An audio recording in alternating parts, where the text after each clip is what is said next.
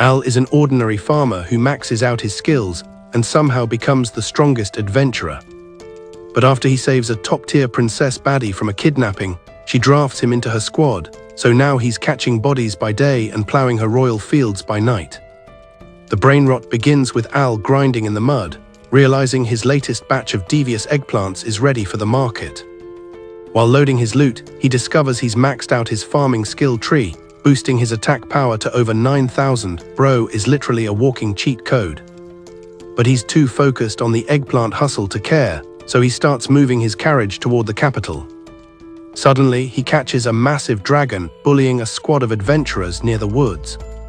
He casually eats a carrot to distract the beast, but his hacked stats turn the veggie into a tactical nuke that one-taps the dragon, leaving Al tweaking in shock.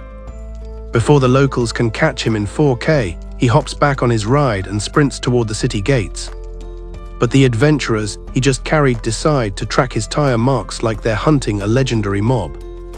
Later at the main hub, Al spots a horseman trying to steal a baddie, so he locks in and saves her like a certified RIZZ daddy. The kidnapper tries to throw hands, but Al hitboxes his slashes and Hulk smashes him into the pavement, letting the NPC guards finish the job. As the girl glazes him with thanks, Al remembers the town mommies are thirsty for his eggplants and he zooms off to make that bank. After securing the bag, Bro tries to fast travel back to his farm, but gets blocked by the same chick he just rescued. She reveals she's Princess Fal and asks Al if he'd like to plow her royal fields, and yes, she's talking about farming, you gooner. Being a total NPC, Al blurts out that the job is way above his pay grade and hits her with a hard no. He tries to log off, but Fal catches him lacking and offers him a premium salary to stay. Bro still refuses because he'd rather play with his own hoes back in the village.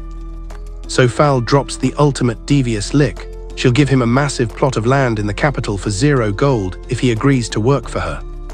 When Al asks why she's simping so hard, Fal reveals her kidnapper was a level 500 final boss, and Al made him look like a total level 1 crook. She explains the server meta. A normal human is a level 50 scrub, and even the elite knight captains only hit level 600. The server's MVP hero is capped at level 1000, so Al realizes showing her his level 65,000 stat line would literally crash her brain. Suddenly, the squad he saved from the dragon pulls up, snitching to the guards that a mysterious player one-shotted the beast. The second they mention the wagon tracks, Fal realizes Al was the one who packed up the dragon. Before she can interrogate him, he's already dipped, but she promises to find him in the next lobby. That night, Fal hears that a monster horde is rushing the city, which is sus because humans and demons supposedly have a peace treaty active. The admin Cecil claims this is a revenge raid led by Commander Romeo to avenge the Demon King's massive. The king is confused because Romeo was the one who signed the treaty, but Cecil thinks he was just capping to make the humans touch grass. Since the legendary hero is currently unalived, Cecil tells the royals to evacuate while the NPC army gets slaughtered. Meanwhile, Al's bestie Tester pulls up to his crib with the news that a swarm of monsters is crossing their server. Worried about his juicy eggplants, Al runs to the field and sees the mobs pathfinding straight toward the capital, completely ignoring his crops. Back in town, Cecil leads the king into a dark alley. But once they hit a dead end, he starts griefing the king and his knights like a toxic player. Fal is tweaking, but Cecil reveals his human skin was just a disguise. He's actually the demon commander Romeo in 4K. Romeo reveals he's planning a devious lick, steal the king's identity and rule the whole server. He hurls a fatal magic hack at the old man. But the king pops some defensive shields to stop the lag. Fal tries to join the party to push Romeo back, but the demon activates his phase 2 and shatters their defense. He tells the king to prepare for the lobby screen. But right before the killing blow, Al spawns in and slams his hoe into the ground to parry Romeo's ultimate. Romeo is beyond tilted and tries to jump Al. But Al blocks him again and plants his face into the cliffside like a total noob. Romeo finally reveals his edgy demon form. But as he takes a leap, Al punches his lights out, giving him a permanent ban with 0 effort. With the boss defeated, the other demons rage quit, and Al is hailed as the new server legend. The king offers him a royal job, but Fal knows Al is only down bad for growing multi-purpose eggplants. So she gifts him a massive farmland in exchange for Bro registering at the guild to delete monsters whenever the server lags. Later, Fal takes him on a tour of the main city, and Al is hyped to see all the premium loot they sell at the market stalls. He spots a barbecue stall and immediately buys some meat sticks for him and the princess. While eating, Al asks if it's safe for a baddie princess to roam the streets, only to find out she has a body double maid named Albie to tank the paparazzi. She says she needs to study the NPCs, but Al knows she's just slacking off with him. Fal drags him to the guild, where Al reminds her he's a farmer first, but he'll do adventuring as a side hustle to pay off his new land. Fal tells him to keep her identity on the low, using a magical accessory to mask her aura from the normies. They step into a toxic tavern, and the guildmaster immediately recognizes Al as the Gigachad who saved the city. He gets sent to the desk, where a certified goth baddie named Helen serves him. Her stats are clearly off the charts. Bro's stomach starts tweaking, so Helen treats him to a free meal like a real one. She sees his bio says farmer and asks why he's trying to join the adventurer lobby. He tells her it's to pay back a debt, but he's really just a soil enjoyer doing this for the side rewards. Just then, the party Al saved from the dragon snitches on him, telling everyone he one-shotted an S-rank mob. The whole tavern starts glazing him, but Al caps and says it was just a lucky crit. Helen suggests he parties up with these veterans since he's still a noob in the system. The squad introduces themselves as Jake, Lamia, and Luke. When Lamia invites him to their lobby, Al refuses, saying his only true passion is touching grass. But Lamia calls Cap and promises they'll be raiding together soon, and Al finally realizes what womanly intuition means. Helen sets him up with G-rank status, warning that while others grind for years, his broken attack power will have him at S-rank in no time. Al vows to never hit S-rank because he doesn't want the developers to nerf his peaceful life. Then Helen drops his first fetch quest. Go find 10 stalks of milk grass in the grim forest. She says it's for crafting health pots and tells him to study the manual so he doesn't get packed up by low-level mobs. She also roasts him for dressing like a total twink. But since Bro is broke, Helen gives him a free defensive robe to hide his fruity aesthetic. Now looking like a low-budget homelander, Al leaves with Fal, who was camping in stealth mode the whole time. Al hits the woods to grind herbs but finds a black dragon scale, wondering which world boss dropped this loot. He reads that it's currently Diddy party season for orcs, and if he isn't careful, a female orc will absolutely crush his sausage. Naturally, a thirsty female orc spawns right behind him. But before he gets trapped in child support, Jake pulls up and executes the orc. The rest of the veteran squad arrives, and Al thanks them for the carry. He shows them the scale loot, and Jake realizes it belongs to a hidden monster nobody has discovered yet. He tells Al to retreat before the server resets at night, but Bro needs one more herb to finish his daily. Suddenly, the lighting glitches and a black dragon pulls up, radiating so much negative aura that all 4 players freeze in place. But the boss just passes by them without even starting a fight. Al deduces the scale he found was definitely from this absolute unit. He checks the dragon's level and realizes its attack power is over 9,000, another walking hack. Later, Helen has a nightmare about the same dragon turning her into a human nugget, but her brain is lagging and she doesn't get the vision. The next day, her mom notes she looks like a zombie, and Helen admits her memory has been completely wiped since yesterday. Mom tells her to touch some grass and see a healer since she's always grinding so hard. But Al interrupts to report the dragon sighting from his night shift. They rush to the admin's office, where Jake reveals the dragon's attack stat is a disgusting 230,000. Everyone is losing it, and Luke adds that this boss is named Ouroboros, a monster strong enough to delete the whole country. Helen glitches at the name and slams her head on the table, but she refuses to log off despite everyone telling her to rest. Lamia says the dragon's aura was so toxic they couldn't even move, and only a hero with main character armor can face it. Jake wants to seal off the forest of Grim ASAP, but Al just casually pulls out a dragon scale he found laying around like it's a piece of common loot. Helen is terrified, remembering a core memory where her brother became dragon food for a beast with those exact scales. She completely crashes out and collapses on the floor. Later, Al is waiting in the lobby when Mom arrives to say Helen's health bar is stable. She spots Al's fruity robe and is shocked to hear Helen gave it to him. She reveals Helen has no memory of her origin story, and that robe was the only loot she had when she spawned. Mom wonders if the gear is linked to the dragon, so Al promises to find the exploit and solve the mystery. Mom tells him to stop acting like a main character because he's just an F-rank scrub. But Al caps and says he'll just do some research in the library safely. Mom then gives him a new quest to investigate the dragon and hands over some health potions as a pre-patch reward. He steps out and runs into the mailman NPC RIZZ, who delivers a letter from his mommy.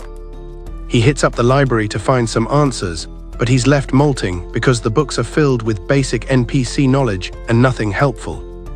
He does some quick math.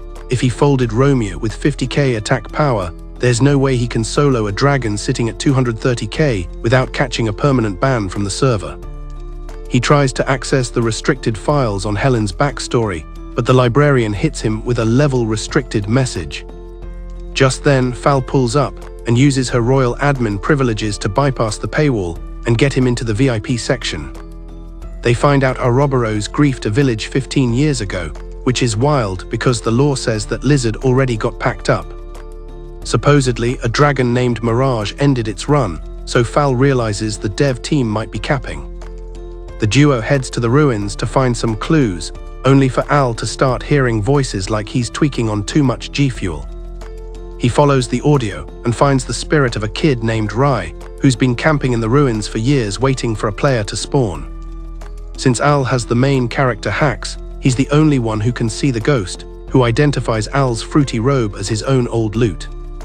Rai explains the robe is a legendary item with cracked defense stats, essentially a portable safe zone. Hearing this, Al activates his RIZZ Daddy mode and wraps the robe around Fal, which honestly has her heart rate overclocking. Suddenly, the spirit reveals itself to her, and the princess starts screaming like she's in a toxic lobby. But Al mutes her by covering her mouth so the ghost can finish the lore dump. Rai is just glad his sister is still active, finally revealing he's the younger brother of Helen, the only player to survive the first raid. Al mentions she has zero memory of the event, and Rai guesses she deleted her save files because the trauma was literally unplayable. But this means the dragon is coming to finish the job, so Rai begs the squad to carry her to safety. Flashback to 15 years ago, Helen finds Rai in the woods trying to looksmacks with a knife. He falls flat on his face like a total noob, and Helen scolds him for trying to play on hardcore mode without a tutorial. Rai claims he's trying to build a warrior spec, but Helen is just worried her only duo partner is gonna get himself banned. She starts treating him like her little Pookie, which tilts the kid because he's desperately trying to farm GigaChad energy. Suddenly, the lighting effects go dark, and Ouroboros pulls up for an unannounced world event.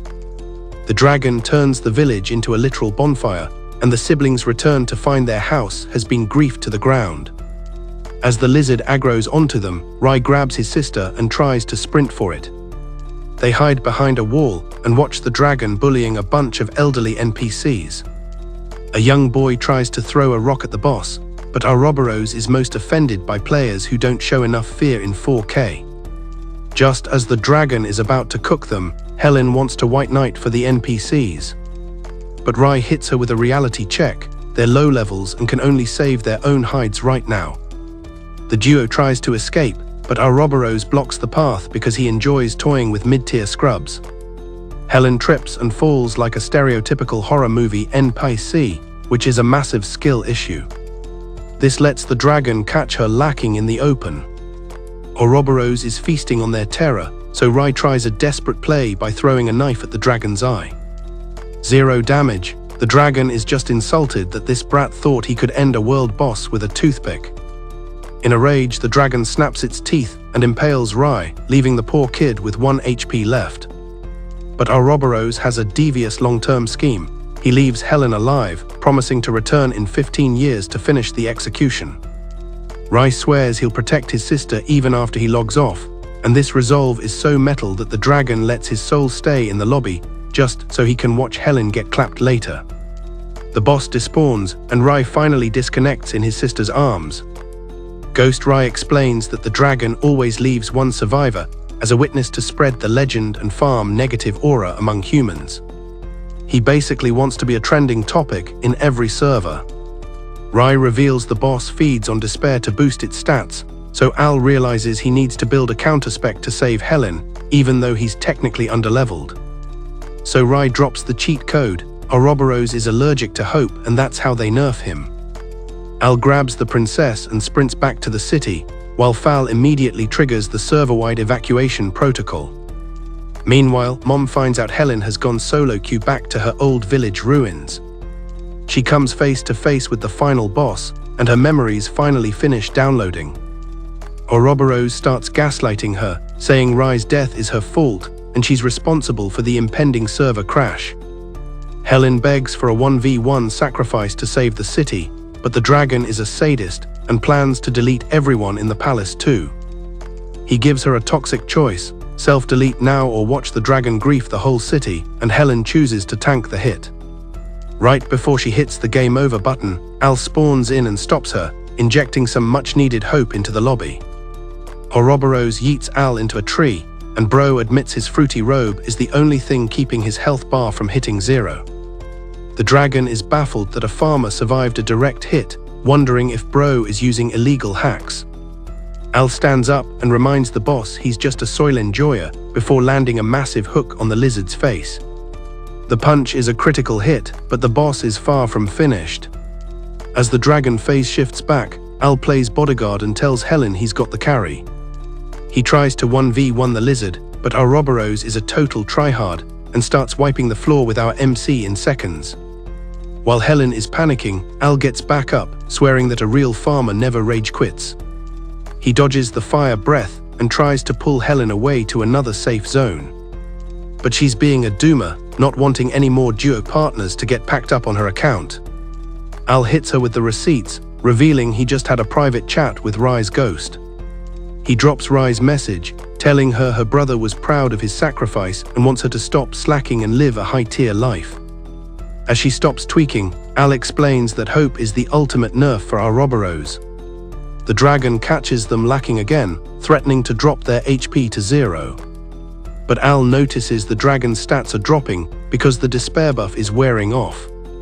So he hits the boss with the ratio and says he's 0% afraid. Ouroboros is absolutely tilted and charges in, but Al channels his inner Saitama and one-taps the beast into the dirt. Victory achieved, Helen walks over to check Al's health, only to pull a devious lick and stab him in the gut. As Al tries to pop a health pot, the pain is too much and he fumbles the item, while Helen just roasts his weak defense. She goes for the execution, and Al is barely frame dodging before he hits a critical state. He uses a magic lifeline and demands an explanation, but Helen just smirks like a toxic troll before charging again. Suddenly, a majestic white dragon spawns in. It's Mirage, the benevolent world boss. Mirage reveals Helen is being mind-controlled by the Ouroboros virus, who just wanted to grief Al a bit longer. Mirage refuses to let the lobby crash and gives Al a massive regeneration buff, filling Bro with a golden aura. As Mirage goes AFK, Fal has finished the city evacuation and is ready to raid the dragon with her NPC army. She knows her guild is underleveled, but she's ready to crash out for the kingdom. Back at the ruins, Mirage tells Al he has to pierce the defense and delete the Ouroboros code without hurting Helen's character model. The virus thinks Al is too soft to land a hit, but Bro lands a gut punch and reveals he can see Helen's real soul in her eyes. She gave him the admin green light to do whatever it takes. As the real Helen takes back control, Al offers to pull her up from the dirt. But the lizard's ghost sends him flying one last time. The dragon tries to invade Al's mind to find some tasty despair, but all it sees is the most boring farming simulator ever. Al shows the dragon he's protected by high-tier plot armor and kicks him out of his brain, leaving the lizard completely flabbergasted. Mirage helps Al perform a final purification, and a massive flash of white light permanently deletes Ouroboros from the server. Al passes out from the drain, waking up later in the city hub with Fal and Helen camping his bedside. Fal jumps him with a massive hug, while Al apologizes for scaring the squad. Helen confirms the world boss is officially gone and won't be respawning. She adds that Mirage used up its mana and logged off as well. Fal is beyond hyped that they actually met a legendary benevolent dragon in person. Helen reveals she's mentally chill now, and boom, she shows off her new dragon transformation hack. Al panics and reaches for his weapon, but she promises she's in full control of the avatar. She admits she was worried about using villain powers, but now she'll use the hacks for good. Now she can finally use her powers to actually save lives. Remembering RIZZ's final words, she makes a vow to stop being a tragic character and start living her best life. Fal gets salty seeing the bonding moment, but the duo promises there's no secret romance brewing. Helen asks who Fal is, and Al gives her a fake guest account name to keep the secret. Helen asks how they're so close, and Fal drops the news that she and Al are childhood friends. Just then, the Guildmaster and the squad spawn in to check on Helen, but she lets them know she's still at 100% HP. They turn to Al and give him his flowers for soloing Ouroboros and unaliving the beast like a true Chad. And Jake suggests a mass celebration for the MVP. He claims the Guildmaster is paying for the whole server's tab. The old man is stressing about where the gold is coming from, but Luke reminds him that turning in Ouroboros' head is basically a literal cheat code for infinite money. Fal almost leaks her identity again by getting too hyped about setting the price. The squad heads to the tavern to raise a toast to Al, and Fal gives him a personal shout-out for saving their skins once again. She admits she knew the local guards were just a bunch of NPCs and didn't stand a chance against a threat like Ouroboros. But watching Al sweat in the woods like a total pro gave her the W energy she needed to carry the populace. The next day, Al asks his homie Tester for a carry on the farm, and Bro wonders if Al is tweaking from managing dual plots in the village and the capital. Al says it's chill because he's a certified soil gooner, and right then, the mailman Reeks spawns in to deliver some physical DMs. Al asks how he bypassed his firewall, and Reeks just claims he's got that professional pro-gamer pathfinding.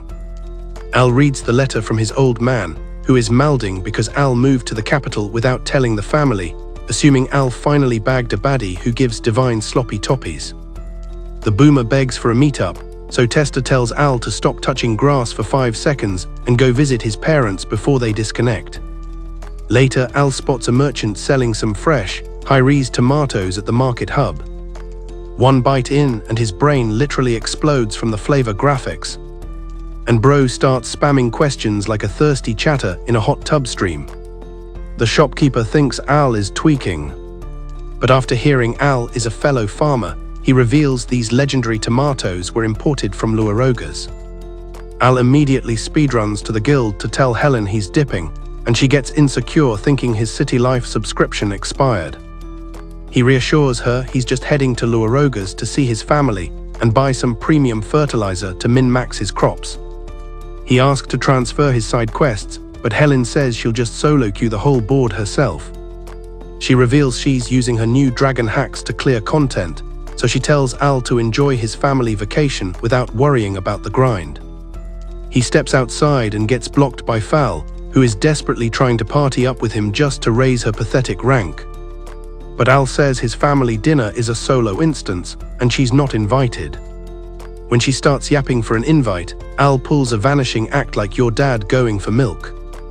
While monologuing in the forest, a massive orc boss spawns and reaches out, making Al wonder if the mob wants to dap him up. Nope, the orc just wants to play with Al's green goblin in 4K, prompting Al to hit the sprint button to protect his cakes.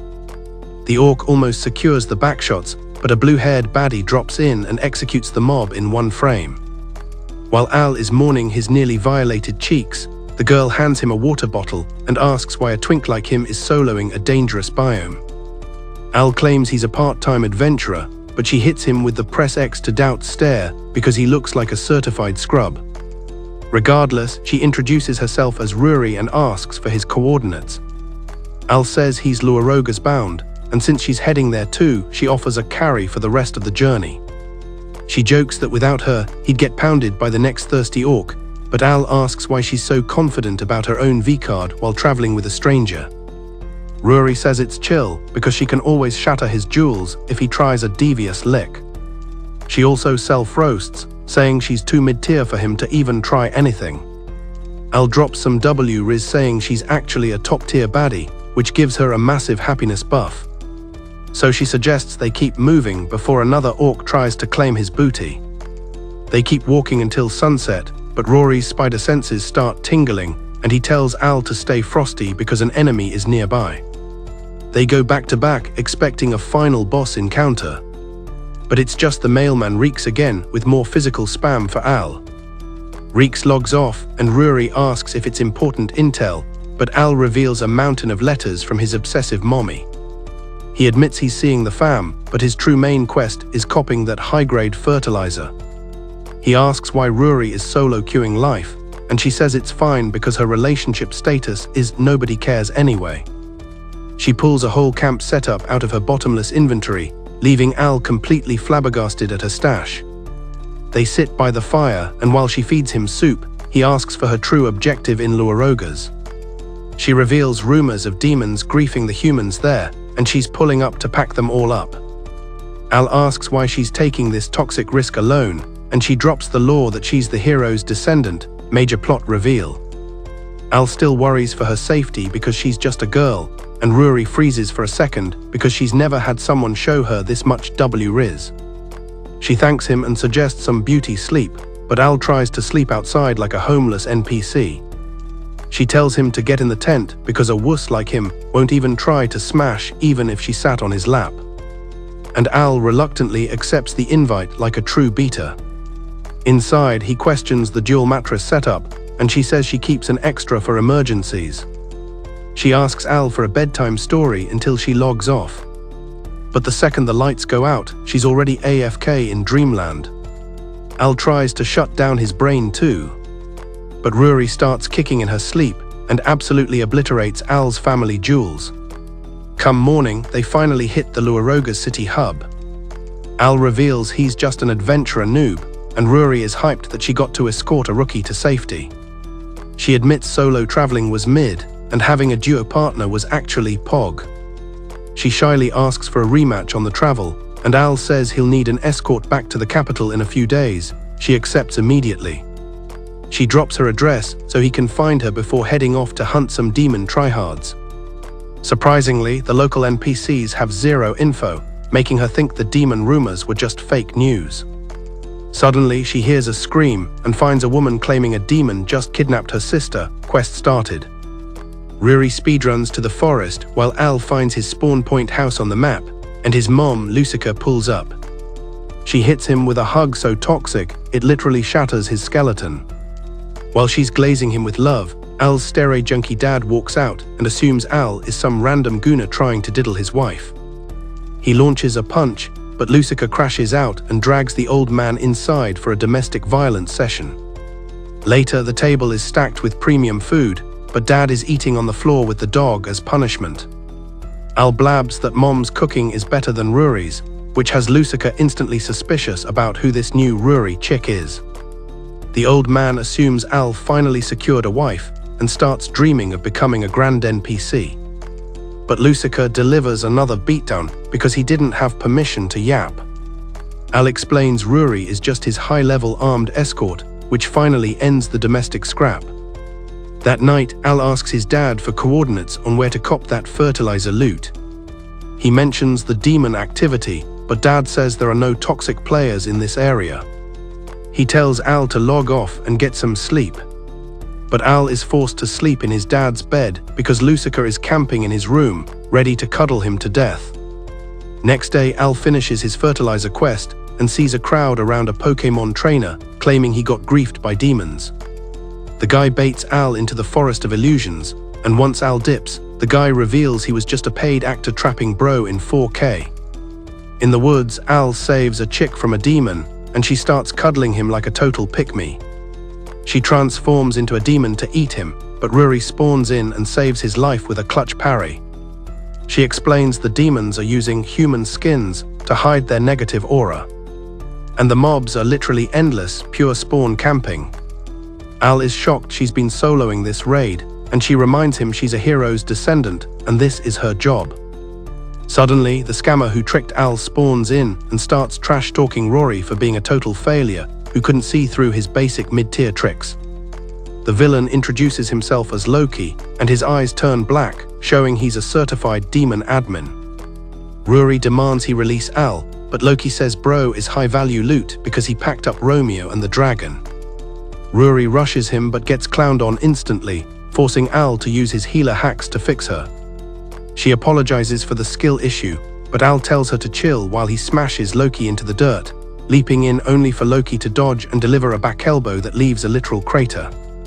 But Al's hitboxes are broken and he's unscathed, landing a clean punch that yeets Loki into a tree. Loki starts auto-healing his face, so Al pops his own recovery spell to keep his health bar topped off. Loki glazes Al for surviving this long before saying it's time to end the stream. Al buys time by asking Loki what his toxic motivation even is. Loki says he's just banning anyone who interferes with his grand plan. His hit list includes Rory the hero, Al the dragon slayer, and Helen, who inherited the lizard's broken stats. He then summons 2 massive leech mobs to restrain the squad. But Al grabs Rory and dodges the aggro like a pro. Rory tells him to save his own save file while she stalls, but Al one-taps both leeches to show off his hacked strength. Loki then hurls dark explosive orbs that leave the heroes in the dust with 1 HP. They barely survive but are too gassed to fight, letting Loki resummon the leeches to hardlock them. Loki explains these mobs are permanent glue, and trying to remove them will literally delete your skin textures. With Al pinned, Loki tells Rory to drop her final words. She starts crying, realizing she caught a massive L and failed her parents' legacy. Flashback to her parents telling her she's a main character, but now she's convinced she's just a mid-tier failure. Loki sends a dark orb for the execution. But then he sees both his leeches just self-deleted out of nowhere. Turns out Al's premium fertilizer works as demon pesticide, melting the leeches so they can't respawn. Loki thinks Al is too low on health to do anything, but bro tries to flex his aura and it just glitches out. Rory begs him not to crash out for her, but Al vows to save her because he knows blue-haired baddies give the absolute best rewards. Seeing Al's resolve, Rory realizes she only failed because she let the haters rage bait her into giving up. But Al refuses to quit even after taking 1,000,000 hits because he's fueled by the power of the harem. With her resolve maxed out, she rejoins the fight and stabs Loki in the back, but he just smirks like a final boss, telling her his defense stats are way too high. But she's not backing down, and suddenly, a massive aura surrounds her as she prepares to go Kaioken mode. Loki realizes he's caught lacking in 4K because she just activated a divine blessing hack. She starts slicing Loki's torso like she's playing Fruit Ninja, while the villain is still too busy tweaking to realize his HP is hitting 0. With one final leap, Rory turns Loki into absolute ash and rushes to Al to glaze him for the motivation, but bro's stamina bar is empty, and he collapses right onto her lap, unlocking that secret crush achievement. By nightfall, Al finally un-AFKs and realizes he's using a baddie as a pillow, making him panic jump and headbutt her nose in the process. Rory plays it off, claiming she stayed put because her map wasn't loading and she didn't know the way back to the hub. But Al tells her she made the right call to camp there. So they start the long trek back to the spawn point. Suddenly, Rory hears a weird sound, making Al wonder if Loki is trying to respawn for a round 2. Rory is sure he's been permanently banned, but then they hear a ghostly voice calling Al's name. The hero's descendant starts tweaking because she has a 0% resistance to ghosts, and the voice is getting way too close. Al realizes it's just his mom, Lucica, and he panics for Rory's sake because his mother's affection is literally a country-level threat. He scoops Rory up like a sack of potatoes and sprints away, which officially breaks her RIZZ meter. Once they lose the ghost mom, he finally sets Rory down. She starts cackling because she thinks Al is just a wuss who's afraid of spirits. Bro doesn't even bother correcting her and tries to take her to her hotel, only to find the entire building is a 404 error. Turns out the hotel was just an illusion Loki cooked up to troll them. While they hunt for a new lobby, Al mentions he needs to restock his inventory because he wasted his high-grade fertilizer on some leeches. He pulls up to his crib, having a flashback to when he and Testa got lost, and his mom found them using literal teleportation hacks. They were so terrified of her aura that they ran home, only to find her already there waiting to deliver a sermon. Al opens his door but slams it shut instantly when he sees his mom charging for a bone-crushing hug. She clips through the back anyway, so he bolts to his room, leaving his poor dad to tank all the domestic damage. Next morning, Lucica is crying about Al leaving, but the old man tells her to let the kid play the game on his own now. She hits him with the negative aura stare, but Al stands firm, saying his true endgame is to be a dirt shoveler in his own fields. Lucica finally understands his mission, so she gives him the good luck buff and bids him farewell as he heads off.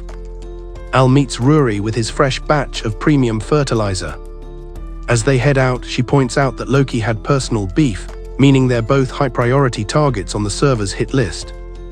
Al tells her not to worry because he'll always be there to carry the game and save her, which is enough to make her eyes start leaking like a broken faucet.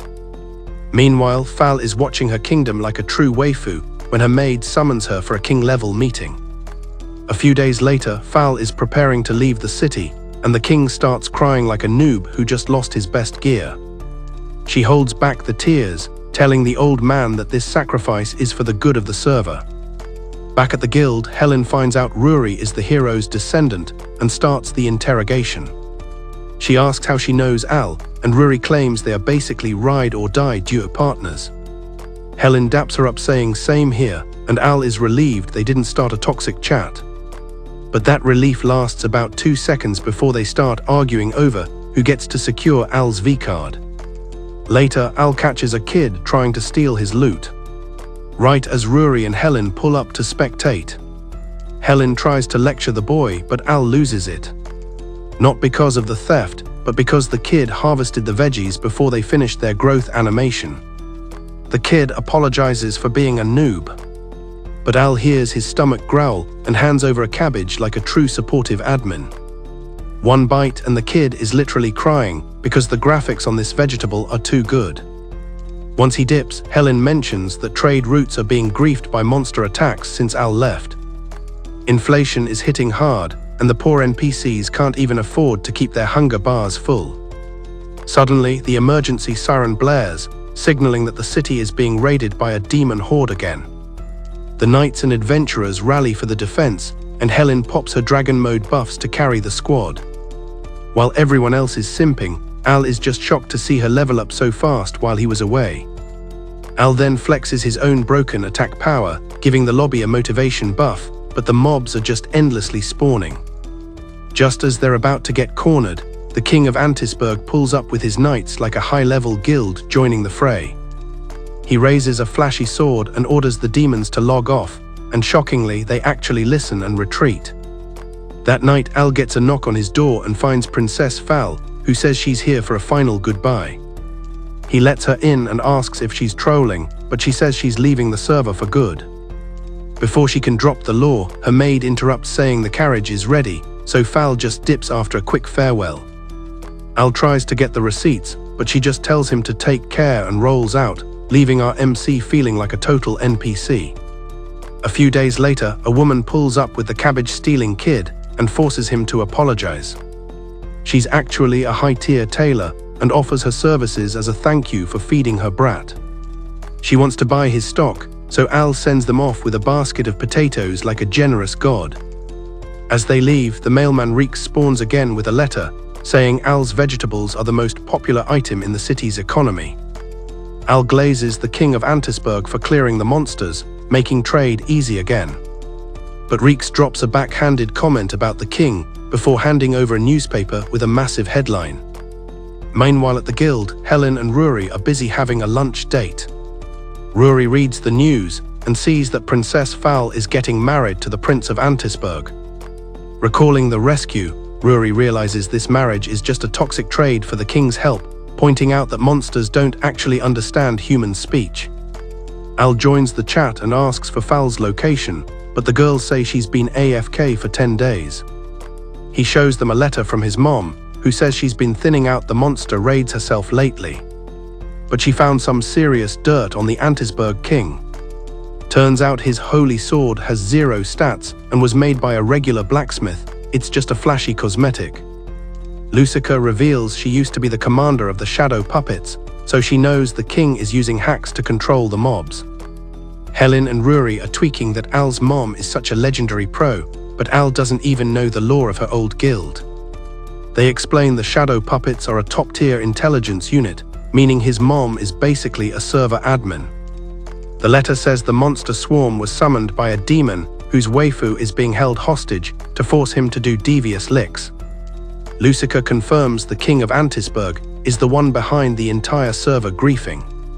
And he's doing it just to force Fal into a relationship. Hearing this, Al starts crashing out and declares he's going on a rescue mission. The girls are shocked Bro used her first name, but Rory says they need to move before the wedding event finishes. However, Helen is worried about the no immigrants policy in Antisberg. Basically, they've gone full isolationist, but Al promises they have a guide who can bypass the firewall. Meanwhile, in Antisberg, Prince Netherese is holding a toxic meeting with other world leaders.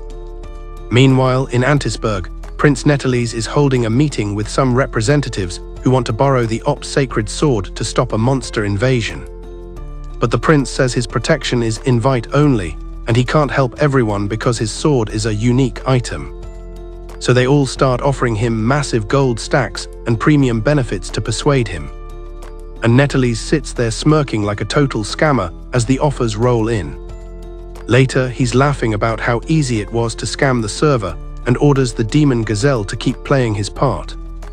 But Gazelle is tired of the griefing, saying too many of his kind have been deleted for the prince's vanity.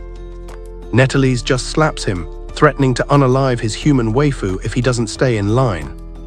Suddenly Fal enters and roasts him for being toxic to the help. But Bro just ignores the shade and pours a glass of expensive wine. Meanwhile, Al gets some fresh outfits from the tailor Baddie before meeting the squad at the carriage. RIZZ reveals he secured a permit to enter Antisberg, but he won't be joining the raid party. He reveals he's going to gather real monsters and lead them to the city to prove the holy sword is just mid-tier trash. The squad is shocked to learn RIZZ is a demon and a member of the shadow puppets too. He explains Al's mom raised him, and many demons are actually chill and just want to live among humans. Gazelle is one of the good ones being forced to do devious licks because his lover was kidnapped. The rescue mission officially starts, while Fal is stuck in the castle wishing she could see Al one last time before the ceremony. Wedding day arrives, and Netherese pulling up to take Fal out to address the NPCs. But she tells the man to go on ahead and she'll spawn in later. She looks in the mirror, remembering her dad telling her she could marry whoever she wanted, noble or not. Now she's marrying this toxic scrub just to protect her kingdom from getting griefed. Al and the squad sneak in via carriage, and Bro puts on his fruity disguise, convinced he's in stealth mode. But Helen and Rory are just staring at him in second-hand embarrassment. The plan is to rescue Gazelle's girl and drag her to the church so the demon can finally stop the cap and confess. Al steps out but immediately gets targeted by a guard asking for his ID. Al tries to play it off as a humble farmer delivering vegetables to the palace. But he catches a 5-star wanted level instantly as guards start the chase. In the chaos, Helen pops her dragon form and literally yeets Al straight through the window where the hostage is trapped. After finally crawling his way out from under the rubble like a persistent cockroach. Al tries to be a polite king and apologize for the noise, but the guards start tweaking and try to jump him again. Bro literally uses grocery store items to pack them up, before asking the lady if she's the one Gazelle is down bad for. She says bet, so he explains Gazelle is getting griefed by the prince, and they need to expose this toxic kingdom. She's down to join the party, but she's got some cursed weights on her legs nerfing her movement speed. Al goes full hold my beer mode, carries her through the lobby, and aggroes every single guard in the entire server. Outside, he links up with Helen and Rory, and they lead the whole army on a massive chase straight to the palace. The girls tell Al to stop being a sidekick and go solo the wedding while they tank the knights. Trusting his baddies, Al speedruns ahead while the girls prepare to 2v99 the entire army. Meanwhile, RIZZ is camping outside, just waiting for the perfect time to drop a devious lick. In the church, Fal's dad hits her with a final vibe check, asking if she really wants to marry this loser. But she's determined to carry the whole country on her back and says, "I do." The king drags her to the altar, and the priest starts the marriage cutscene, ordering them to lock lips and seal the deal. Prince Netherese hits her with that smug, "You're my property now" energy, which is a major red flag. As he leans in for the kiss, Fal is literally gagging, the negative aura is just too strong. But at the last frame, Al kicks the door down and yeets the prince into next week, and Fal's face does a total 180. Bro casually daps her up with a yo, and the princess is out here crying happy tears because her savior has spawned in. Netherese tries to cap, shouting that Al is just some random kidnapper trying to grief the wedding. But Al drops a truth bomb in 4K, announcing to the lobby that the prince's holy sword is a total counterfeit. Netherese starts laughing like a psycho to hide the fact he's tweaking, calling Al a fake news merchant. The king steps in and glazes the sword, saying he's seen it one-tap monsters, which gives the prince a massive ego buff. Suddenly, a random knight spawns in and screams that a monster wave is currently griefing their borders. It's a fake raid orchestrated by RIZZ, who's watching from the sidelines like a proud server admin. The wedding guests start panic-scrolling, demanding Netherese use his cheat sword, so the prince hunts for Gazelle to activate the hacks. But he finds the demon hugging his waifu, and RIZZ pulls a devious lick by delivering the fake sword directly to the prince. The prince realizes his subscription to being a villain just expired, and things are about to get unhinged. Al yeets the sword at a level 1 mob who literally chews it in half, confirming it was mid-tier trash all along. Everyone is staring at Netherese in 4K, while Gazelle admits the whole thing was a scam and sends the monsters home with a flute. He exposes how the prince was holding his girl hostage to force the devious licks, proving the sword has 0 stats. Netherese starts laughing like a total doomer, claiming he already scattered monster meat around Fal's kingdom to bait a real raid. Just then, Helen and Rory spawn in to say his plan failed because their kingdom's soldiers are actually sweats who cleared the wave. Al tells Fal she doesn't need to be a martyr for a toxic prince, and she's looking at him like he's got 10,000 RIZZ. A mob of knights pulls up, and Netherese orders them to delete anyone who's not subbed to his channel. But the knights are tired of his toxic behavior and drop their swords, so the prince tries to solo kill the king in a fit of rage. Al intercepts and lands a devastating falcon punch that knocks the prince into the next life, ending his toxic streak. Netherese gets banned to a jail cell, and Fal jumps Al with a massive hug, declaring she's down bad for the farmer in front of everyone. Rory starts malding because Al never mentioned he was mutuals with a top-tier princess. She calls him a certified womanizer for tooting in the squad, while Fal refuses to let go of her prize. The king daps Al up, thanking him for saving his save file and his life. He then congratulates him on the marriage, assuming it's a done deal. But Al starts tweaking because he never agreed to this relationship contract. Outside, the king meets RIZZ, who hands over a document leaking the prince's entire browser history and evil plans. The king realizes RIZZ is a shadow puppet admin, confirming there's an even bigger boss pulling the strings from the shadows. Prince Netherese gets a permanent ban, and Al fast travels back to his home city. He hits the guild to link up with Jake's squad, and suddenly Fal pulls up without her disguise, leaving the whole lobby in shock. She drops a massive jewelry loot drop for everyone who defended the server, making Helen realize she recognizes this baddie from somewhere. Fal puts her disguise back on just to argue with Rory, swearing she won't let anyone else steal her favorite dirt shoveler. Terrified of the baddie battle, Al retreats to his farm to check on his real true love, his crops. But the girls track his IP and demand to know which one of them he's going to clap first. Al tries to show them his massive radish to distract them. But these thirsty waifus are only interested in the radish in his pants. They demand to know if he's got a crush, and Al casually says yeah, leaving them completely stunned.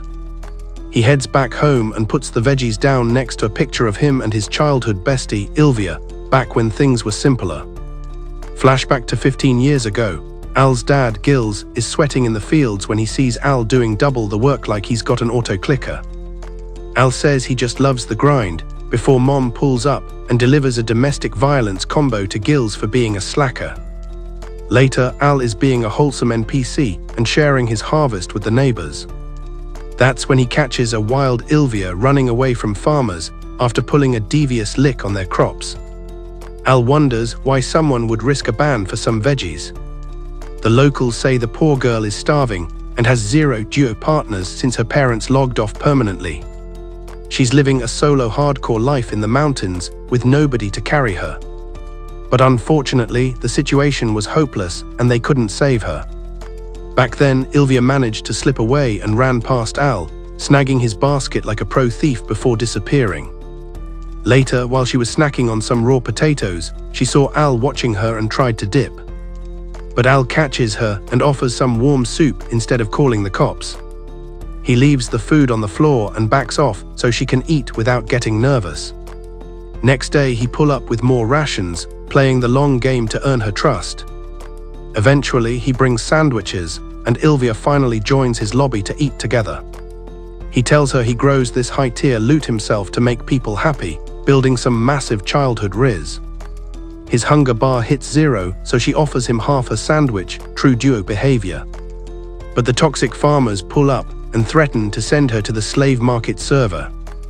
Al tries to white knight for her, but they aren't listening to a little goober. Bro literally gets on his knees and begs, promising to work their fields for 0 gold just to pay off her bounty. They tell him to touch grass, but Al's dad Gills pulls up to check the vibes. Gills daps the farmers up with a barrel of rice to buy her freedom, and they finally accept the trade.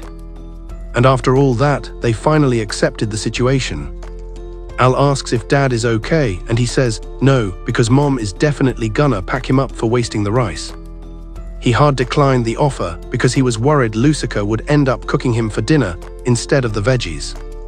While they're chatting, Ilya shows up with the same basket of potatoes she swiped a few days ago and asks if they can cook them for the squad. Al hires her as a farm hand, and she officially joins the squad. 2 years later, Al is still an obsessive grinder who refuses to take a break from the dirt. Gills tells her Al is just hard-coded to be a farmer, but Ilvia is getting salty because she wants some 1v1 time with him. However, Ilvia is feeling some type of way because Al spends all day grinding on the farm instead of hanging out with her. Suddenly, Testa pull up being chased by a swarm of bees, but Mom one-taps them like they're nothing. Testa starts glazing her, but Gills threatens to crack his coconuts for looking at his wife. But Jill gets super protective and threatens to crack his coconuts if he even thinks about looking at his wife the wrong way. Mom tells them she's going to the capital to buy a bigger base, leaving Al in charge of the homestead. She hints that their family of 4 needs more space, basically adopting Ilvia into the clan. After they dip, Testa reveals he's found a legendary treasure map hidden in the woods. They found a map that supposedly leads to some legendary loot buried deep in the forest. It's a high-level zone, but he thinks they can dodge the mobs and secure the loot. At first, Al was hesitating because it sounded like a trap. He baits Al by saying he can find a jewel to give Ilvia, and Bro instantly accepts the quest. But he eventually agreed to go. They leave Ilvia behind to guard the base, ignoring her requests to join the party. And even though she was begging to join the party, they decided to leave her behind like a low-level NPC. Later, Al admits she's a bit of a stage 5 clinger and wishes she'd find some other NPCs to talk to. Testa reveals the Dark Law. The village NPCs actually bully her, which is news to Al. Al finally puts 2 and 2 together. His parents were actually looking for a new base so they could protect Ilvia from the local bullies. Testa tells him to focus on the loot and make her happy. Soon after, they hit the spot. But Testa steps on a trap rock that splits the cliff and sends them falling straight into a ravine.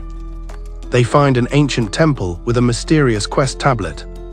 Al touches it and gets teleported to a secret boss room where he faces a terrifying world boss dragon. As a dragon starts charging him, he blacks out, eventually waking up in a tent with Ilvia by his side like a true support class. He steps outside to see the server is on fire. The volcano erupted and covered everything in ash textures. The whole village had to bail, but since the main bridge to the capital was destroyed, everyone was stranded and their hunger bars were basically at zero. Al sees his crops were completely griefed by the ash and feels like he's taking a massive L. He's suffering from a dragon bite debuff and apologizes to Ilvia, but she just begs him to never log off.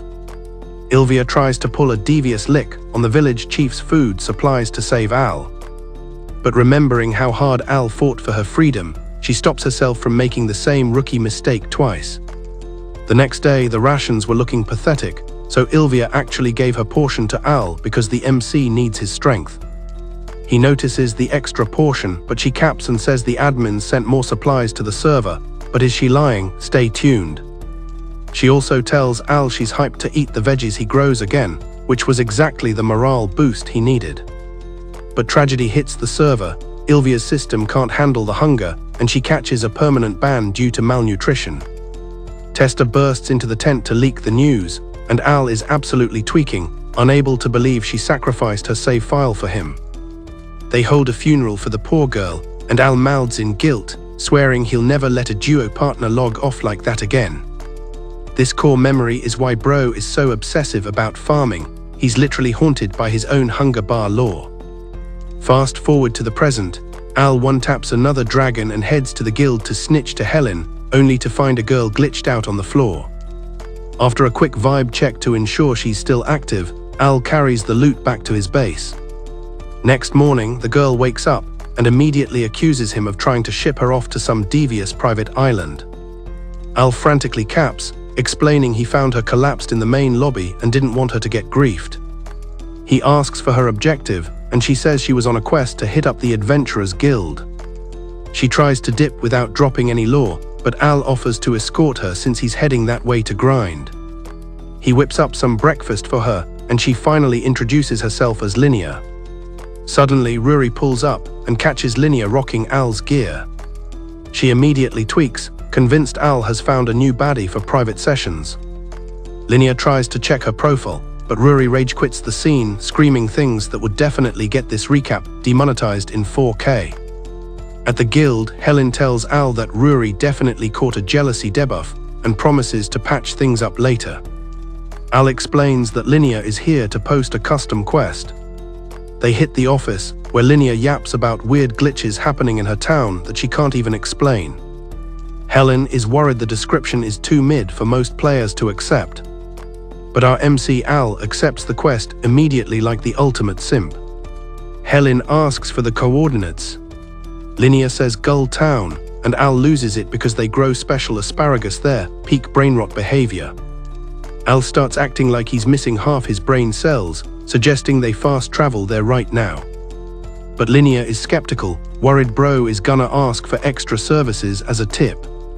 Al hits her with the "trust me bro," swearing he wouldn't even clap her to save his save file. She's still suspicious, grabbing his hand and declaring she'll be spectating his every move to check his vibes.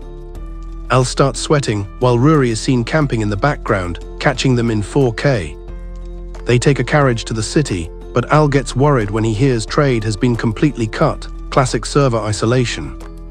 Suddenly, a horde of thirsty orcs starts chasing them, making Al fear for his cakes again. He passes out in Linnea's lap like a total NPC, waking up to apologize while she wonders if he was having devious dreams. Al insists he's clean, but realizes she put a calming charm item on him while he was AFK. They hit the town and Linnea hops out instantly. The driver snitches to Al that she was stroking his hair and singing while he was asleep, Major W RIZZ. At the gate, the guards try to block Al's pathfinding. But Linnea uses her guest invite privileges to let him into the hub. Al notices the guards are using mops instead of spears. The logic in this town is definitely bugged. Inside, he tries to buy snacks and ask for intel on the weird town glitches. Not only does the vendor ignore him, but he literally burns the snack and acts like his CPU is frying. The NPC starts repeating lines like a broken script, making Al feel like he's in a creepypasta. He sees another man with dead eyes drop his loot and walk off like a glitched bot. While Al is tweaking over the tomfoolery, Linnea tells him to come to her crib and chill out. She takes him to her family's pendant shop and shows off a replica of his necklace, claiming it's got divine protection from a literal god, which is apparently why they're the only two sane people left in town. She says her parents are MIA, and when Al promises to find them, she hits him with a gentle "be careful" buff. Next day, Al meets Lord Lemaru, who's wearing the same protective gear. Since he's the only other sane player, Al wants answers, so the Lord invites him to a VIP dinner. Suddenly, two shady e-girls drag Al away while Linnea chases behind. Later, she wonders why the Lord hasn't called the server admins, and Al says dinner will provide the receipts. Linnea warns him to stay vigilant because he looks and acts like an absolute moron, but he assures her he's got this. That evening, they hit the mansion, and Al demands the truth about the server lag. The Lord smirks and orders his knights to point their halberds at Al's throat. Al effortlessly packs up the guards and goes for the boss, but Linnea stops him, roasting him for being such a gullible idiot. While Al is wondering what the heck is going on, a demon named Vritra spawns behind Lemaru, revealing he's been mind-controlling the humans using some hypnosis crystals. He wants to add Al to his collection of puppets to achieve world domination and crash the server. Al asks Linnea if their bond was total cap. She says no, but she only baited him because Vritra is holding her parents' save files hostage. Al decides to tank the hypnosis for her, making Linnea regret pulling a devious lick on such a kind-hearted soul. At the last frame, Al smashes the crystal and reveals his squad already deleted the town control shard. Vritra is confused how Al bypassed his firewall to contact the team. Turns out the e-girls who dragged Al away were actually Helen and Rory in disguise. Talk about a pro-gamer move. Al tells the demon to take the L because Linnea's parents have been liberated. The demon tries to blackmail Al with the Lord's life. But Al knows the Lord's favorite loot is asparagus, so he shoves one in his mouth to reboot his humanity. The Lord returns to normal, and Al yeets the demon out of the lobby with one hit. Linnea thanks Al with a kiss, promising to pull up to the capital in a few years to steal his V-card, certified RIZZ. Days later, Al is back to grinding tomatoes, noticing the resolution on this yield is peaking. While he's looksmaxing his crops, his whole Baddie harem is out here helping him farm, and they're actually enjoying the simulator. Fal spots the blue pendants on the other girls and starts feeling that FOMO. Rory says Al gave them these for protection against negative auras. Fal demands her own legendary loot, but Rory says it was a mission-exclusive reward. However, Worry tells her that's not happening, since they got that gear as a reward for carrying Al through a mission. Helen mentions Al got the items from Linnea. But Fal starts molting because it looks like another girl is trying to enter the Al harem. She complains that Al adds a new baddie to his friend list every time he logs in, and the squad is starting to agree. They vow to gatekeep him before he meets another girl. Suddenly, Al screams in pure rage, but it's just over some weeds griefing his farm. The girls realize Bro is way too obsessed with his soil grind to even notice a 10-10 waifu standing right there. He hits the city with Rory and Fal to flip some fresh veggies for gold. Veteran Jake pulls up to buy the stock. He invites Al to the tavern hub for some drinks with the squad, and Bro promises to join the party next time. Suddenly, Fal spots the king roaming in a low-level disguise and enters stealth mode. The king asks Al to treat him like a regular NPC and gimme some of that radish loot. After Al hands it over, the king basically asks him when he's gonna marry the princess, but Al hits him with the "I'm just a simple farmer" line. The king tries to bribe him with massive farmland and legendary farming tools, and Al almost folds like a lawn chair. But Rory stops the corruption, and Fal yeets a potato at Al's face to log him out. Al sees a weird angel in his dream state. He wakes up holding the king, tweaking over what that vision was supposed to be. He tells the king, maybe, just to end the dialogue and get him to leave. Bag secured, Al thanks the girls and decides to blow the gold on some weed killer to delete the pests on his farm. The girls see the killer intent in his eyes and scatter like mobs as he returns to the dirt. Later, Mailman Reeks pulls up for a dap, but Al hits him with that Grim Reaper stare. Bro is malding over the weeds, destroying his hard-earned XP. Suddenly they spot some toxic players bullying a girl, and RIZZ wonders if they're illegal slave traders. Al steps up to tell the bullies to leave the girl alone, but they pull out their gear and tell him to scram before he gets hurt. Al frame dodges their hits and packs them both up instantly, making the head trader soil his pants and disconnect. He checks on the girl and realizes she's a demon, making her panic because she thinks she's about to get reported. But RIZZ reveals he's a demon too, instantly lowering her threat meter. RIZZ drops the bomb that this chick, Uriah, is actually the Demon King's daughter, major high-level spawn. RIZZ promises Al is a chill admin, so she begs him for a carry. She reveals her caretaker teleported her here to safety after the demon server started getting griefed. Something terrible is happening to her people, and she needs a hero to stop the server crash. RIZZ notes the demon hub is across the ocean biome, a 3-day boat trip. And it's gonna take at least 3 days to get there if they travel by boat.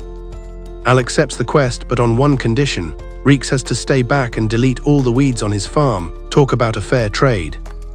When RIZZ asks where they're gonna find a boat that fast, Al tells him to hold his beer, grabs Uriah, and starts literally walking on water like he's Jesus. They sprint for a few hours and finally hit the demon server, and even though Uriah is about to vomit her lunch, she's hyped because it's finally time to carry her own people. She calls Al Onii-chan to secure those extra RIZZ points, thanking him for the assist. But this triggers Al's PTSD, reminding him of his lost duo partner Ilvia. Suddenly, her caretaker Volp spawns in, and the girl is stoked to see a familiar NPC. Except Volp immediately tries to pack them up, forcing Al to play bodyguard again.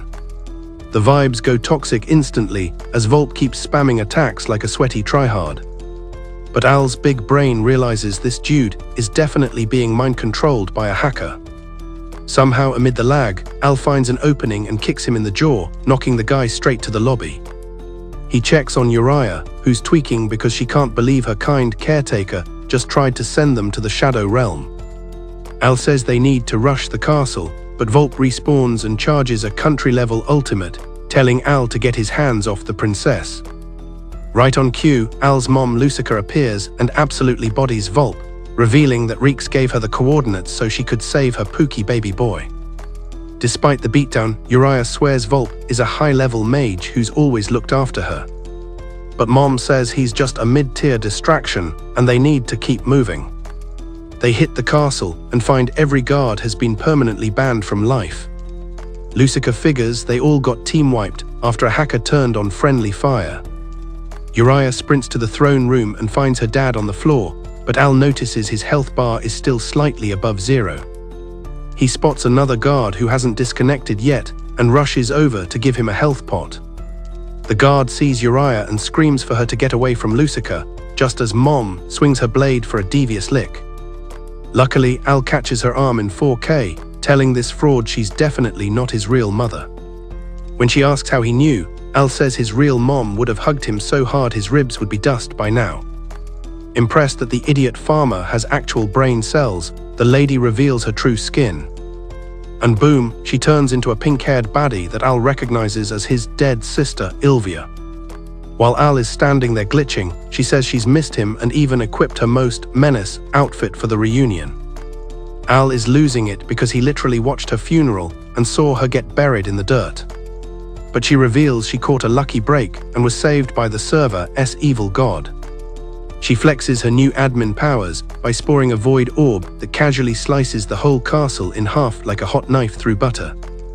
Al barely saves Uriah from the collateral damage, but he's horrified by the absolute negative aura Ilvia is radiating. Ilvia struts up like a final boss and glazes Al for having such cracked stats. She reveals the evil god's power is actually inside him too, fueling those broken farm gains, which makes Al realize his level up was actually a demon hack.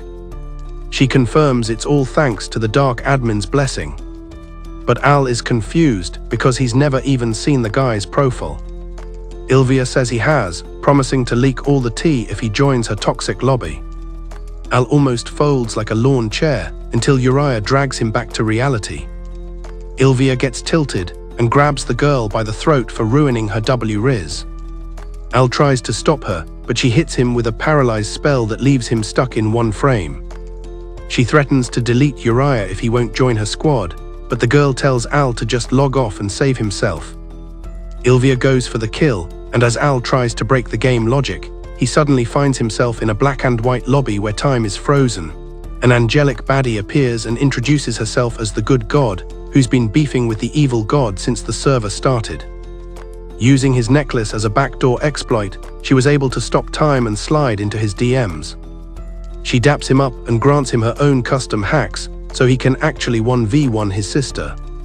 She rewinds the scene a few seconds and dips, giving Al a second chance to not catch her. Al pops his new powers, but all he does is grow some random grass, which honestly is a pretty mid-distraction. Ilvia roasts him for having such a garbage skill, until the vines suddenly trap her, letting Al secure Uriah. Ilvia breaks the Saisi and draws a sword to rush Al, but he uses the wind to frame block her attack. He yeets her into the sky, and Volp spawns back in to launch a tactical nuke at her. Al thinks they secured the W, but Ilvia walks out of the smoke with 0 damage and one-taps him instantly. She goes for the finishing move, but then just cancels the animation, saying this lobby is too boring for her. And she decides to rage quit the area. Al tells her to wait, but she says they'll meet in a private match next time before vanishing. Volp grabs Al's collar, demanding an explanation for the weird connection. But Uriah white knights for him because bro saved her save file. Then the Demon King un-AFKs and confirms Al is the real MVP. Though he is definitely curious about who the pink-haired menace was. Al admits Ilvia is his deceased sister and asks the king for any intel on the evil god hacker. The king says that God has been griefing his ancestors for eons and promises to send a DM when he finds a counter-hack. Al decides it's time to fast travel home, promising Uriah they'll play together again soon, making her go for the hug. However, Volp loses his cool and accuses Al of trying to get too close to Uriah, only for the king to tell him to pipe down and stay in his lane. A few days later, Fal tells her maid Albi to cover for her so she can sneak out in a disguise like a typical anime protagonist. Al is still overthinking Ilvia's words, wondering if all this drama is linked to that scary dragon raid from his childhood. He hits the farm to interrogate Testa about the day they went treasure hunting. When Testa acts like an NPC with no new dialogue, they just chat, and Al tells him he should pull up to the capital hub sometime. But as Al leaves, Testa whispers that he's hard-locked to these fields and can't leave. Later, Al is in the woods getting chased by another orc, but this time he decides to not be a wuss and fight. Problem is, his punch deals 0 damage, and he has to sprint for his life until the veteran squad saves him, again. Lamia is tilted because she thought Al was a raid boss tier player, and Bro is just as confused. He goes to the guild to tell Helen and Rory, who think his stats are definitely bugged. Helen checks his profile and realizes his attack power has been nerfed into the ground. He figures the good god purged the evil god's hacks, leaving him with mid-tier stats. But he keeps the nerf a secret from the girls to stay looking cool. Reeks pulls up with another letter from Mom, who's already caught up on the drama and expects him to solve the server's mystery. Then Fal appears and asks for a 1v1 hangout session, which makes Rory salty as she wants the solo carry for herself. The harem train is in full effect as they all join the veteran squad for some drinks at the tavern. Al still has a million questions about his sis and the evil admin hacker. But for now, he's surrounded by 3 top-tier baddies who are ready to raid his private lobby whenever he says. Talk about a legendary ending. And that's it for this video. Smash that like button if you enjoyed the brain rot, and subscribe for more absolute cinema.